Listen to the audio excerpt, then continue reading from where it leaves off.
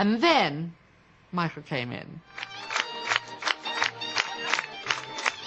And then, as always, we were transfixed. We were fascinated to watch him. He sat down for most of the ceremony because he was on crutches. He'd hurt his foot. The crutches, I think, were also, white to match the white skull cap he wore. And he was very quiet. And I think did recognize it was Uri and Hannah's day. Among the stars at the wedding was singer Patti Boulay. When we met at the wedding, at Uri Geller's wedding, that was the first time Michael began to tease me about looking like Diana Ross. He'll turn around, look at me in that naughty way. He'd go, "Ain't no mountain high enough." Michael, he would laugh and giggle, you know. And he said, "Patti, you look just like that. There must be a throwback. She must come from your family." I said, "I don't think so." I don't think so at all. There was kind of this energy, and it's Michael's energy, nobody else. The only person I've come across with that kind of effect is the Pope, really, on people. Just before I was lifted up on the chair, because that's another custom tradition, he just hugged me. And you know what? You know, that hug, which, I don't know, lasted for just,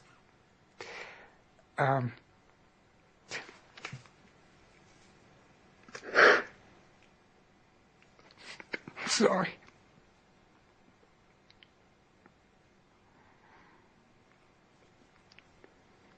That hug was just a few seconds, but it was real love and unconditional. It's just so hard for me to believe that he's gone. And I haven't spoken to him for a long time, but still there is that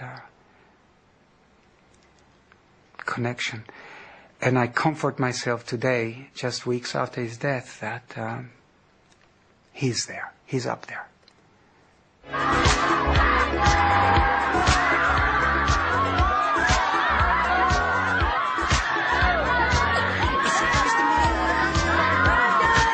During the same trip to England, Michael attended a book launch. Uri had published letters he'd exchanged with his friend Rabbi Shmuley Boteach. I wrote a book with Rabbi Shmuley Boteach called The Rabbi and the Psychic. Very, very sensitive, powerful book. It's actually started with me writing letters to Shmuley. He wrote back letters to me, and they were so profoundly deep and spiritual and sensitive and revealing that we decided, hey, let's create a book out of the letters because it could help a lot of people. So the book launch was scheduled in England, and Michael agreed to come and help us promote it. It was amazing. The day after the book launch, Michael made his way to the Oxford University Union. He'd been invited to make a speech about the importance of good parenting and to launch a new children's charity, which he'd set up with his rabbi friend. There was this huge, massive anticipation waiting for Michael Jackson to come. You know, I bet with you that most of the kids there did not believe that Michael will come. This was not true. And it was a rainy evening, and you know that there is space in the hall for maybe, 300 people, maybe 400, I don't remember. My goodness, there were hundreds and hundreds of students lined up outside the auditorium, the hall. And when we arrived, it was...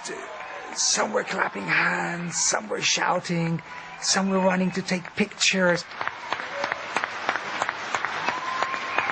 Michael had decided to speak about his childhood in his speech and to refer to his own difficult relationship with his father.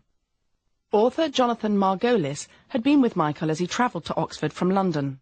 He decided he wanted to call his dad on the phone. And he asked me if I had a phone, which I had. He asked one of his many people in the minibus who had his dad's number in Las Vegas. I think he lived in Las Vegas. dialed him, and there was this extraordinary conversation, of which, of course, I only heard one side, which was just sort of, oh, hi, Dad, I'm in England. I'm going to address the students at Oxford University, and I'm going to talk about you. But it's okay, it's in a very positive light, nothing to worry about. And the father said something, and he listened, and he finally said, Dad, I love you. And then handed me the phone back. And he kind of looked out the window at the traffic on the M40 and said, you know, I don't think I've ever said that to him before. At one stage of his speech about his father and forgiving his father, he broke down and cried. It was just maybe 30 seconds to a minute, but it was real, it was genuine.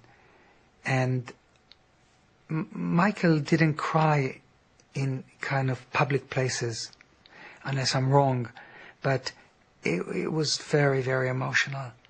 And I think all the students were with him. There was silence. We all know that his father was a very strong man who wanted Michael to be a superstar. And we all read the times when Michael stood by a window, 5 years old, 6 years old, saw other children play baseball, basketball, and then he was probably dragged back into the room to rehearse and practice and sing. So he lost his childhood. He rocks in the treetop all day long. Happy mama that's singing his song.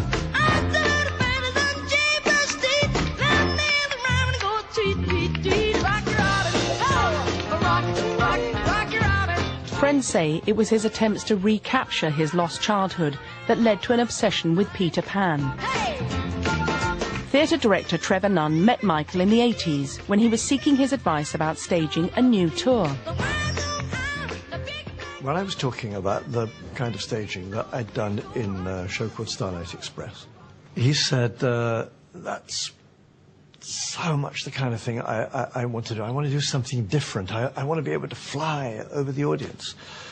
And I said, that's not a problem. I was kind of bantering, I suppose. No, there's no difficulty. I had people flying over the audience when I did Peter Pan.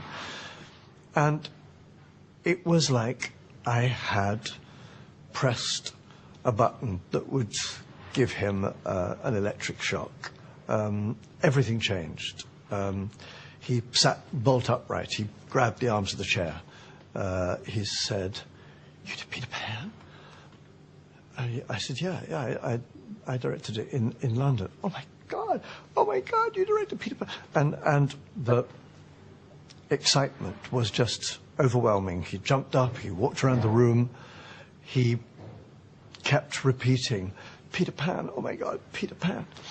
And then I explained to him that we had done the show in London using adult actors to play the children. And that took it one stage further, because suddenly he was like with eyes brimful with tears, and he came across the room and he knelt down in front of me and he grabbed my knees and he said, "Could I play Peter Pan?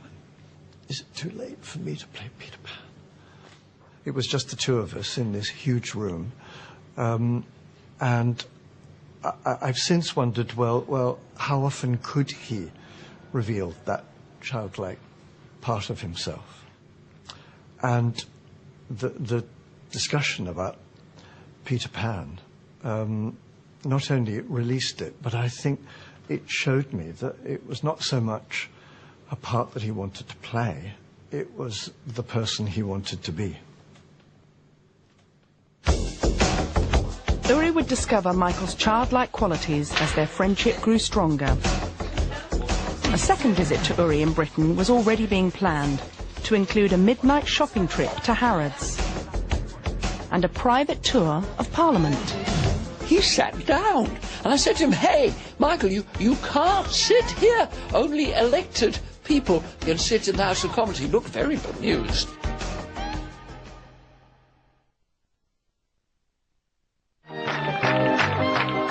After Michael Jackson's appearance as best man at Uri's wedding in 2001, the friendship between the pair went from strength to strength.